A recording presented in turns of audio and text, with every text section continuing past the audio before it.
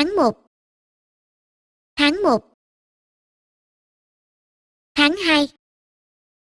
Tháng 2. Tháng 3. Tháng 3. Tháng 4. Tháng 4. Tháng 5. Tháng 5. Tháng 6. Tháng 6. Tháng 7. Tháng 7. Tháng 8. Tháng 8. Tháng 9. Tháng 9.